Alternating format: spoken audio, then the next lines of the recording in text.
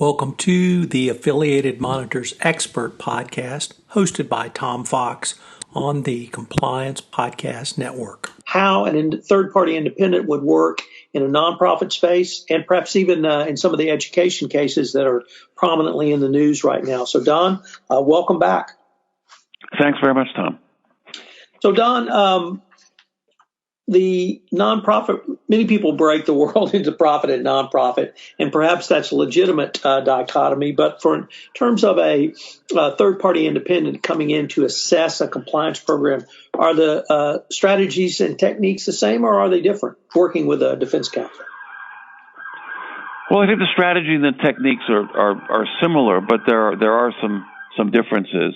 And let me just say, I think that the whole nonprofit arena, whether it's educational institutions or other settings, is I think going to be the next frontier, if I can call it that, for federal, state, and local regulators and prosecutors. I think they see that there's a landscape of potential abuse out there. So I think we're going to see in the coming years much more activity. We've already seen some of it. I know we'll talk about that in a second. But in my experience, both as a prosecutor, defense lawyer, and now doing compliance work, there are some differences. One is nonprofits have less money than large corporations, so they are less apt to have a well-developed compliance program. But the other reason, and this is hard to kind of say exactly right, I think nonprofits view themselves, because they don't have the profit motive, as less susceptible to fraud and abuse than companies. I think companies have been hit over the head enough by SEC complaints and filings and Department of Justice investigations and the like. There's been less activity against nonprofits, so they sort of wear the white hat, and they don't see the need in quite the same way for a compliance program. The third thing is that a lot of nonprofits, particularly universities, are very siloed. This one school operates independently from the other school, and the research and development part of the university works differently from this part.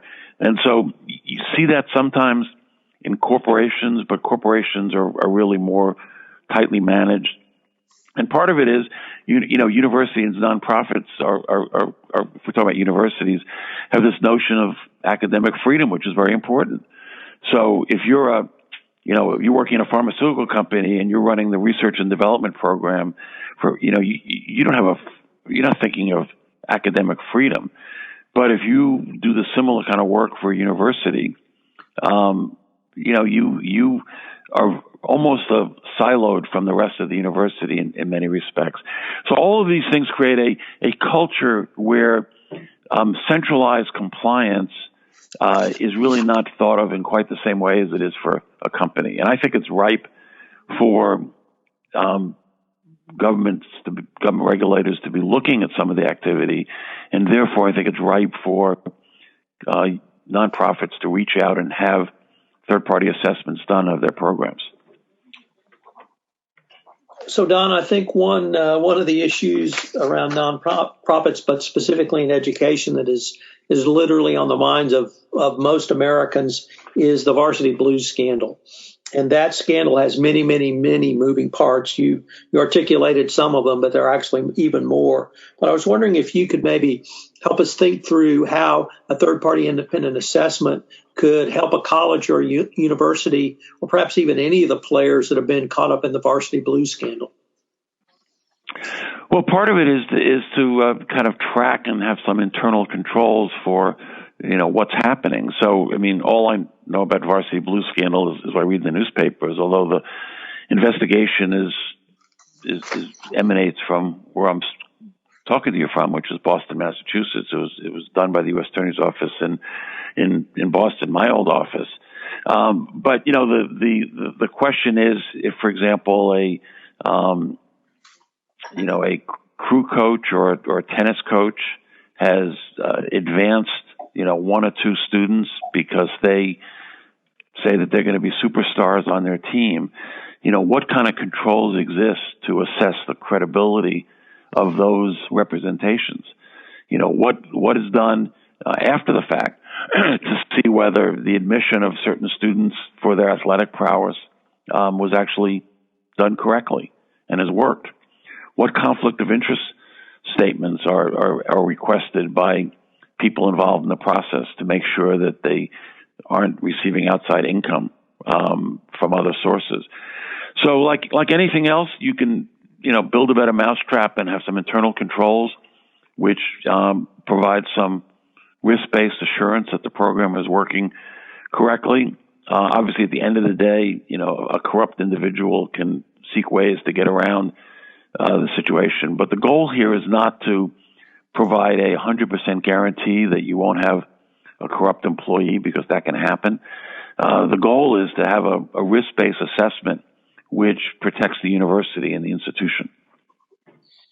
So I was wondering if there are perhaps some examples you could provide us, Don, in the nonprofit arena outside of the educational space where either you came in as a third-party independent or perhaps some other examples. Well, we did some work a couple years ago for a large NGO, non-governmental organization that did international work and was received money from USAID and the State Department and other other grantors from the federal government, not just our government, but other governments as well, and did work in Afghanistan and in other hotspots in the world. But there were some problems, and we went in. We did this on an international basis. I spent some time in Bogota, Colombia, and in other parts of the world. And again, the goal is there are some cultural differences depending upon where you are, but the goal is pretty much the same, which is what kind of program does the company have? How do they educate people? What are they educating them about? What's the follow-up? What's the testing? Is there a whistleblower program?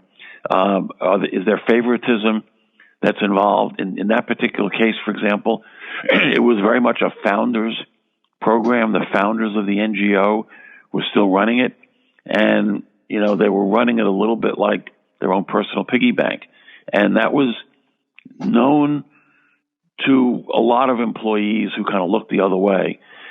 So they did not have a robust internal compliance program, and that's frankly what ultimately became the focus of the government review, which is you can't run this as a mom and pop show. You got to have a sort of an official, well-oiled compliance program to provide assurance that the federal tax dollars are being well spent.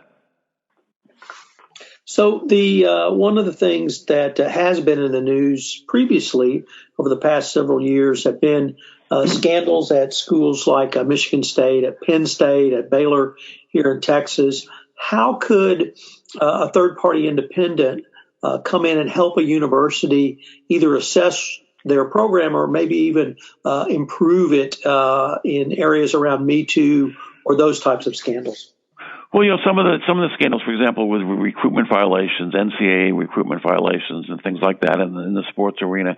Our view is that there are common tools and common themes for any good compliance program, and frankly, it doesn't depend so much whether we're talking about environmental controls or what are the rules of the road for recruitment. The question is, again, question of training, question of oversight, a question of third-party controls and assessment. There are ways to review what employees are doing, and you shouldn't just depend upon because I said so. So how is the money being spent? I mean, if recruitment violations include payment of money to high school athletes, that money believe me, is not coming out of the pocket of the recruiter. It's somehow coming either directly or indirectly from university coffers. So how is that reviewed? How is it controlled? What's the audit trail? And the like. So, it ranges all the way from financial audit controls to talking to people. You got to talk to the recruiters. You got to talk to the high school athletes. You got to talk to the people who are on the teams. Believe me, if there are problems, people in those situations will know, and the goal is to see if they'll be candid and talk. Well, Don, unfortunately, we are near the end of our time, but this has just been a fascinating ending episode to our 5-part exploration on the benefits of independent monitoring and proactive assessments for defense attorneys, corporations, nonprofits, healthcare providers, and a wide variety of others. I've learned a lot in this, and I know our listeners will as well. So thanks so much for taking the time to visit with me over this series. Yeah, great time. I really enjoyed it. Thanks very much. Hello, everyone. This is Tom Fox again. I'd like to thank you for listening to this 5-part podcast series sponsored by Affiliated Monitors, where I hosted Don Stern on the benefits of independent monitoring and proactive assessments for defense counsel in a wide variety of areas. I certainly enjoyed working with Don on this series. He presented lots of great information. If you'd like more information on Don or Affiliated Monitors, please check out their website, www.affiliatedmonitors.com. This 5-part podcast series has been a special presentation of the Compliance Podcast Network.